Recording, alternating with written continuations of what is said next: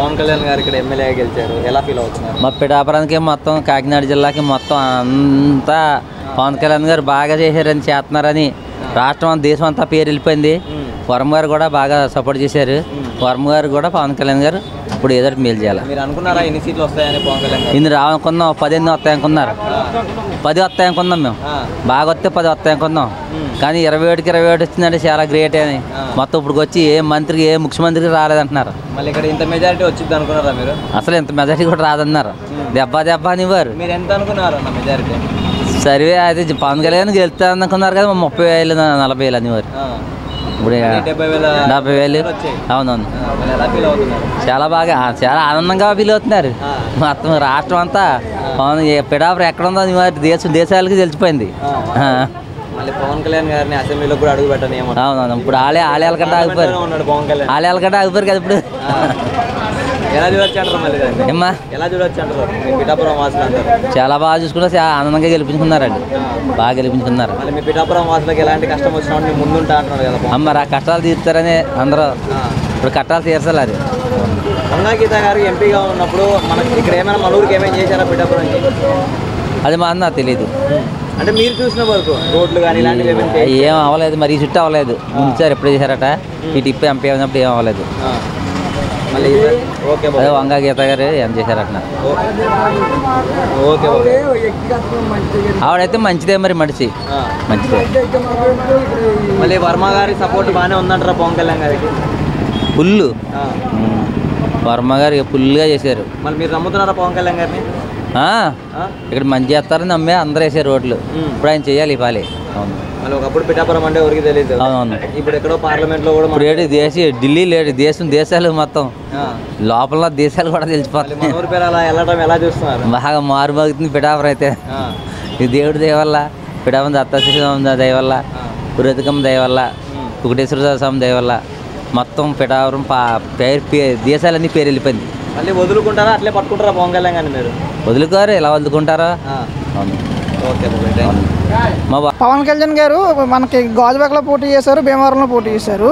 అక్కడ పోటీ చేసినప్పుడు కూడా ప్రజలు అనేది ఆయన్ని జన సైనికులు అనేది కొంతమంది కాపాడుకుందామని ప్రయత్నం చేశారు. కాకపోతే ఏంటంటే ఇంతకుముందు వైసీపీలో చేసిన కుట్రల్లో వాటిల్లో ఏంటంటే మాట్లాడితే సీఎం జగన్ గారు మూడు పిల్లలు అంటారు కదండి.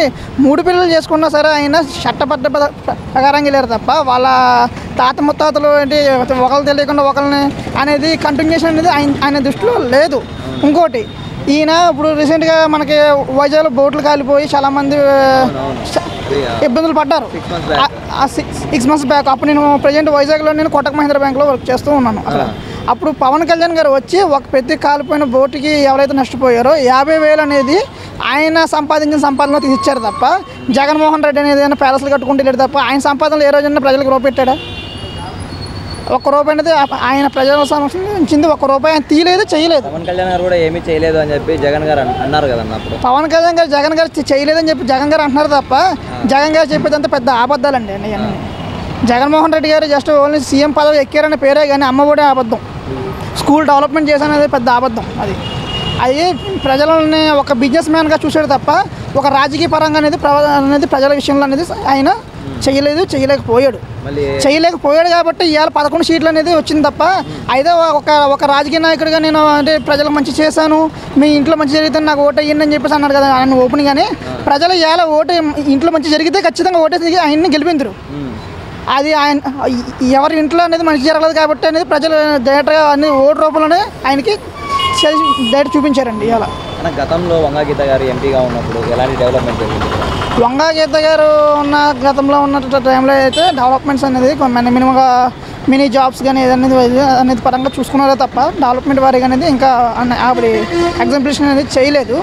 ఈసారి ఏంటంటే పవన్ కళ్యాణ్ గారు వచ్చారు కాబట్టి మాకు పైనుంచి నిధులు వస్తాయి. మాకు పిఠాపురం అనేది వరల్డ్ వైజ్గా ఇప్పుడు మాకు బాగా ఫేమస్ అయ్యింది. దానికి తోడు ఏంటంటే ఐక్యరాజ్య సమితిలోని ఒక దేశం కోసం ప్రజల కోసం ఎవరైతే శ్రమిస్తారో వాళ్ళకే స్పీచ్ ఇచ్చే అవకాశం ఉంటుంది. ఆ లెవెల్లో పవన్ కళ్యాణ్ గారు వెళ్ళారు అనేది మాకు చాలా గర్వంగా ఉందండి. దానికి తోడు జనసేన జెండా కూడా వెళ్ళిందండి అక్కడికి. అది మాకు చాలా గర్వంగా ఉంది. మేము చాలా ప్రౌడ్గా ఫీల్ అవుతున్నాం విషయంలో. అన్న గతంలో వైసీపీ ఉన్నప్పుడు చాలామంది రాజకీయ నాయకులు పవన్ కళ్యాణ్కి అసెంబ్లీ సీటు కాదు కదా గేటు కూడా ముట్టుకునేవారు. గేట్ కాదంటే గేట్ ఏంటి ఇవాళ నిన్న డైరెక్ట్గా అసెంబ్లీలో స్పీచ్ వస్తుంది, అయినా పార్లమెంట్లో స్పీచ్ రేంజ్లోకి వెళ్ళారంటే అనేది ఏ మాత్రం అనేది ప్రజలు ఇచ్చారనేది పార్లమెంట్కి వెళ్ళారని చెప్పేసి మేము చాలా సంతోషంగా ఫీల్ అవుతున్నాం దాని విషయంలో. అయితే అంటే మోదీ గారు కూడా పవన్ కాదు తుఫాన్ అని అన్నారు. ఆ తుఫాన్ నిజంగా ఇవాళ అనేది ప్రజలు అనేది ఒక తుఫాన్ రేంజ్లోనే చూపించారు ఖచ్చితంగా. ఎలా ఉండబోతుంది అనుకుంటున్నాను ఈ 5 సంవత్సరాల్లో పవన్ కళ్యాణ్ గారు గెలిచిన మరుక్షణంలో ఒక ప్రెస్ మీట్ పెట్టారండి. ఆ ప్రెస్ మీట్లో ఏంటంటే ఇంతకుముందు చేసిన పరిపాలనలో వాళ్ళందరి మీద కుట్రపరిత రాజకీయాలు అనేది మనకు వద్దు, ప్రజలు మనకి ఇచ్చిన అవకాశాన్ని మనం నెరవేర్చుకుంటూ వెళ్దామే తప్ప కక్షాపూరిత రాజకీయాలు అనేది మనకు వద్దు, ఎటువంటి కక్షాపూరితలు అనేది చేయొద్దు అని చెప్పేసి ఓపెన్గా ఇది ఏ నాయకుడు అనేది చెప్పలేరు అన్న. అలాగా ఆయన సిద్ధాంతాలు కానీ ఆయన సంబంధించిన ఆయన అధికారం కానీ ఏదైనా సరే అనేది ప్రజల కోసం ఆలోచిస్తారు తప్ప ఆయనకి ఏంటన్నా ఒక సినిమా తీసుకుంటే ఒక 10-20 కోట్లు వచ్చి పడుతుంది. అలాంటిది ఆయన సుఖాలను వదిలేసుకొని వచ్చి ఇలా జనాల కోసం పాటుపడుతున్నాడంటే ఆయన నిజమైన నాయకుడు అంటే మాకు తల్లి అందరిని వదులుకొని వచ్చి ఇక్కడ మా కోసం వచ్చారన్న పిఠాపురం. ఇలాంటి మాటలు మాట్లాడిన వాళ్ళకి ఏమని చెప్పాలంటే పేరుకి చెప్పుకోవాలి తగ్గ అంటే ఏంటన్నా నిజంగానే కష్టపడేవాడు ఎప్పుడు అన్నా దేవుడు ఆయనకి సుఖాలని వదులుకొని వచ్చినా సరే ప్రజల పక్షంగా దేవుడి పక్షంగా అందరూ ఆయన ఇవాళ 21 సీట్లకి 21 సీట్లు అలాగే 2 ఎంపీ సీట్లు కొట్టారంటే 100% కంప్లీట్ చేశారంటే అది ప్రజల విజయం, అలాగే ఆయన విజయం. అనుకున్నారా 21 సీట్లు గెలుస్తారని ఫస్ట్ మీరు? 21 సీట్లు గెలుస్తారని చెప్పేసి నేనైతే అనుకోలేదన్నా. నేనే నమ్మలేకపోయాను. అది ప్రజలు ఏంటంటే అంత విధంగా ఆయన్ని ఆదరించారు. ఆ విధంగానే పవన్ కళ్యాణ్ గారు కూడా మాకు సపోర్ట్ చేస్తారని చెప్పేసి చూస్తున్నాం. కాపు ఓట్లే కదన్నా, ప్రతి ఒక్క ఓటు కూడా ఆయనకి పడింది. ఎందుకంటే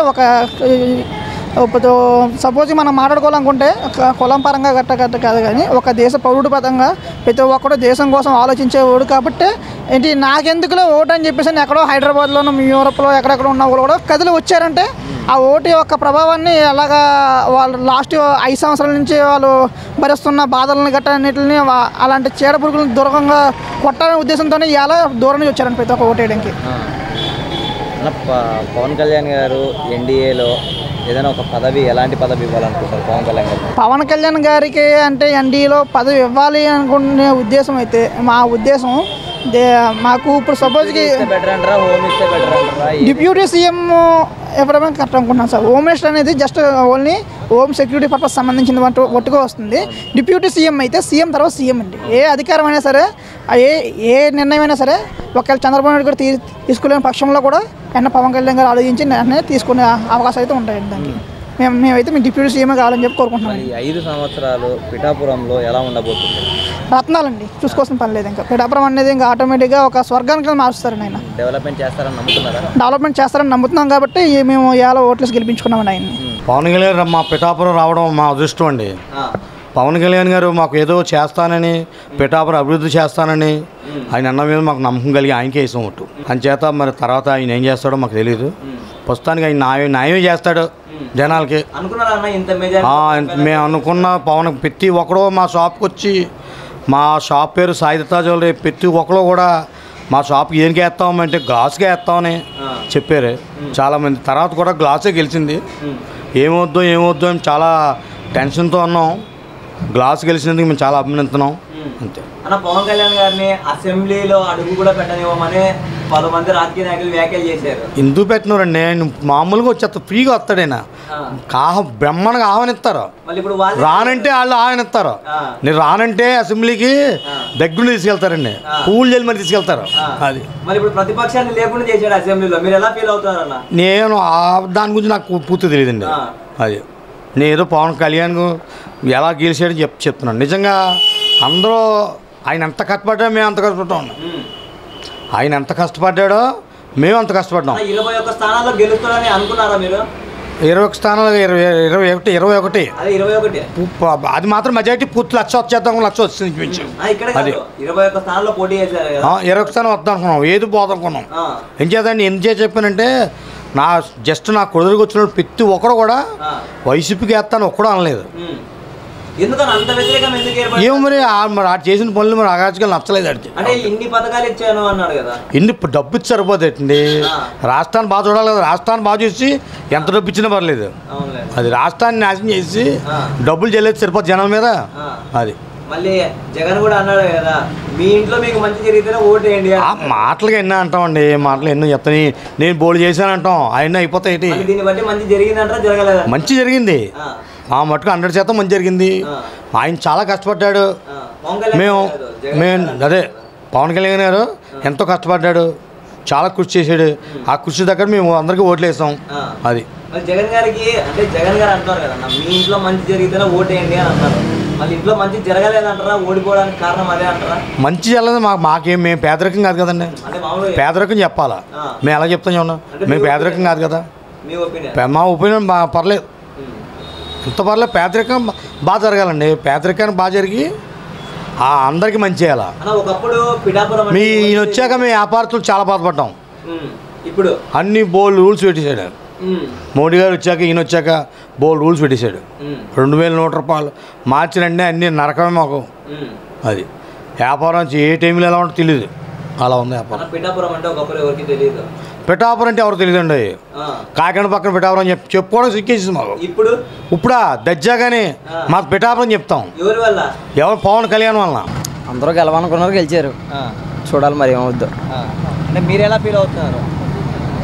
సో ఒక సామాన్యంగా గర్వంగానే ఫీల్ అవుతున్నాను. ఒక స్టూడెంట్గా, ఒక కళ్యాణ్ గారి అభిమానిగా ప్రౌడ్గా ఫీల్ అవుతున్నాను. అనుకున్నారా ఇంత మెజారిటీ వచ్చిందని? అంటే అందరూ అనుకున్నారు కానీ నేను అనుకోలేదా. అంటే మెజారిటీ అనేది మన చేతుల్లో లేదు. ఓటర్ యొక్క స్వభావం ఎలా ఉంటుందో తెలియదు. అంటే మీరు ఎంత మెజారిటీ రావచ్చు అనుకున్నారు? మెజారిటీ అదే నేను ఎంత అంతా ఇప్పుడు ఎక్స్పెక్ట్ చేసుకోలేదు. ఎందుకంటే ఆపోజిట్ వ్యక్తి కూడా మాజీ ఎమ్మెల్యే. సో ఆవిడకి ఎంతో కొంత ఓట్ బ్యాంక్ ఉంటుంది. సో ఆ ఓట్ బ్యాంక్ ఆవిడ కోల్పోదు. సో ఖచ్చితంగా ఆ ఓట్ బ్యాంక్ ఆవిడ పడింది. నేను కళ్యాణ్ గారి అభిమాని కానీ వాస్తవం చెప్తున్నాను. 1,00,000 అంటే 1,00,000 అని నేను అనుకోలేదు ఎప్పుడు. ఆ రోజు నామినేషన్ రోజు ఎలా ఉందో మీరు చూశారు. సో గెలిచిన తర్వాత ఎలా ఉంటుందో మీరే చూడాలి. ఓటింగ్ అంతా పడింది అంటారా? అదే అంటున్నాను కదా అండి, కాపు ఓటింగ్. నేను కాపు, ఆపోజిట్ నిలబడిన వ్యక్తి కూడా వంగగీత గారు కాపే. సో నేను అది చెప్తున్నాను, ఆవిడకి ఎంతో కొంత ఓట్ బ్యాంక్ ఖచ్చితంగా ఉంటుంది. అదే నేను చెప్తున్నానండి. ఆవిడ ఓట్ బ్యాంక్ లేదంటే నేను నమ్మను. ఎందుకంటే ఆవిడ మాజీ ఎమ్మెల్యే. సో ఆవిడకి ఎంతో కొంత ఓట్ బ్యాంక్ ఉంటుంది. ఆవిడ ఒక 10-15 సంవత్సరాల పాటు నియోజకవర్గంలో తిరుగుతుంది అన్న. నేను కళ్యాణ్ గారు అభిమాని అదే చెప్తున్నాను. కానీ ఆవిడని చిన్న అంచనా వేయకూడదని నేను అనుకున్నారా? 21 స్థానాల్లో జనసేన పార్టీ నేను అనుకోలేదు. నేను ఖచ్చితంగా అనుకోలేదు. ఒక 15-16 అనుకున్నాను. మరి ఎలా ఫీల్ అవుతున్నారు?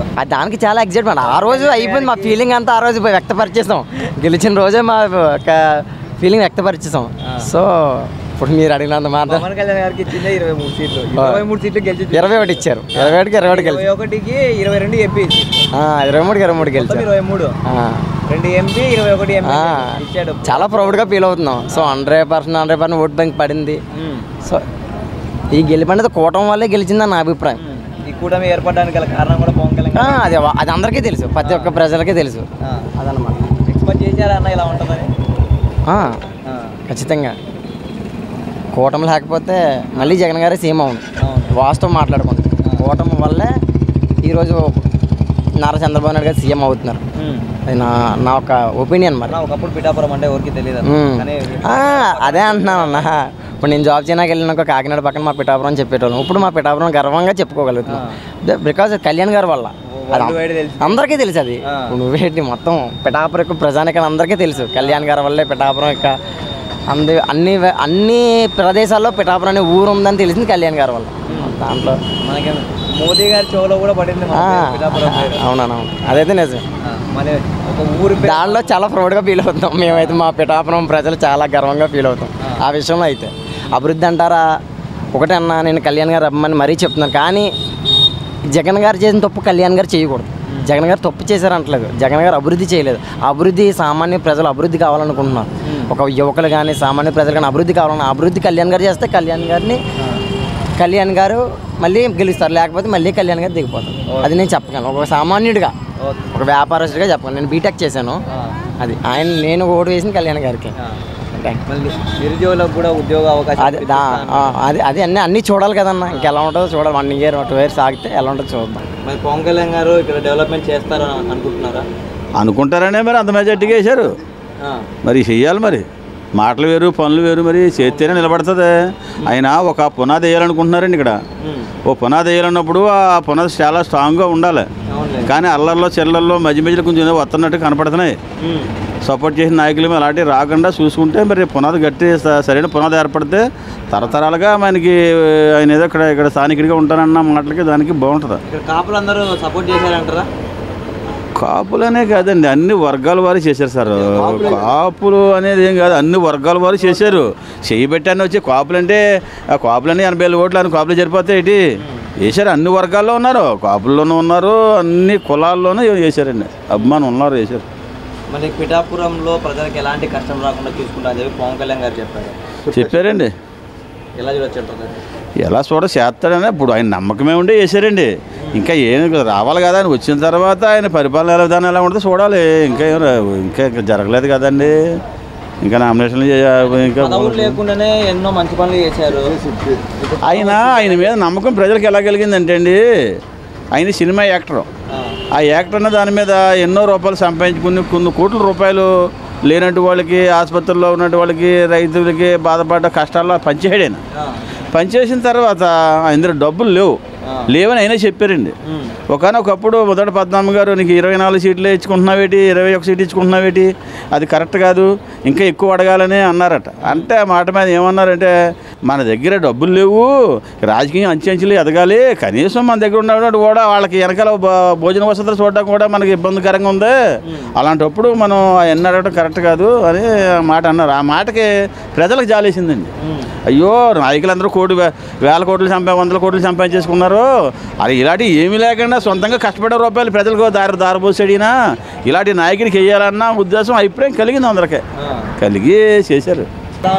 బాగుందండి. బాగుందంటే ఎలా అని? ఎలాగంటే మాకు రాజకీయం పెద్ద అనుభవం లేదు. పవన్ కళ్యాణ్ గారు గెలిచారు కదా ఇక్కడ, ఎలా ఉందని ఇక్కడ మనకు? చాలా బాగుంది.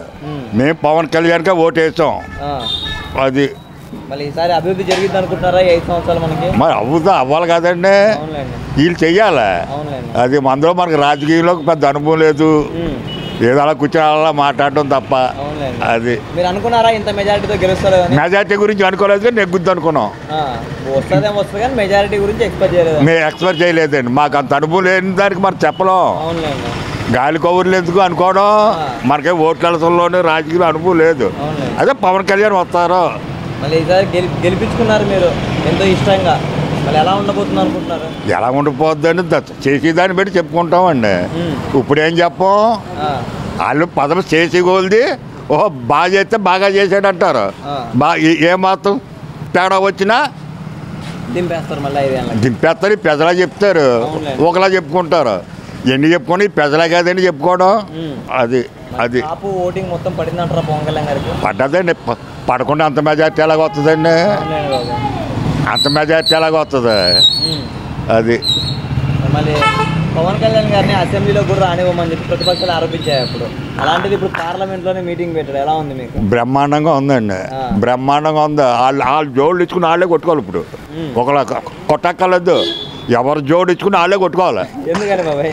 ఒకళ్ళు కొట్టడానికి సరిపోరాలి కాబట్టి ఎవరి జోడు వాళ్ళు ఇచ్చి కొట్టుకోవాలి. బక్కొని ఎవరిని అయితే తలకొలంపి కొడేస్తారు, వాళ్ళని ఎవరు కొడతారు? ఎవరికి వాళ్ళే కొట్టుకోవాలి. ఆయన గురించి ఒక మాటలు చెప్పాలంటే ఏం చెప్తారు పవన్ కళ్యాణ్ గురించి? మంచోడనే చెప్తామండి. అతనికి పవన్ కళ్యాణ్ ఉంది కాబట్టి అంత మెజార్టీతో వచ్చారు పిఠాపురం. ఆ మంచితనం లేకపోతే ఎలా వస్తారండి? మనకు వంగగీత ఉన్నప్పుడు ఇక్కడ ఏమైనా మంచి పనులు చేశారా? వంగగీత ఎప్పుడు ఉందండి? ఇక్కడ ఎప్పుడూ లేదు. అంటే ఇక్కడ ఏమైనా చేశారా మనకి గత ప్రభుత్వంలో? అది నాకు తెలియదండి. జస్ట్ మీరు చెప్పండి, పవన్ కళ్యాణ్ గారు గెలిచారు కదా? గెలిచారండి. ఎలా ఫీల్ అవుతున్నారండి? బ్రహ్మాండంగా ఉంటుందండి, ఆయన చేస్తే మాకు ఇదిగా ఉంటుందని మరి గెలిపించుకున్నాం. ఎందుకని నమ్మకం ఏంటంటే ఇప్పుడు మనం ఏంటంటే ఆళ్ళు వెళ్ళని లేకుండా నేను చేస్తాను అని ముందుకు వచ్చాడు ఆయన. ముందుకు వచ్చినందుకు ఆయన మనకు ఇది చేసి జాగ్రత్త చేస్తాడని మనం ఇది చేస్తున్నాం అన్నమాట. అనుకున్నారా ఇంత మెజారిటీతో పవన్ కళ్యాణ్ గారు?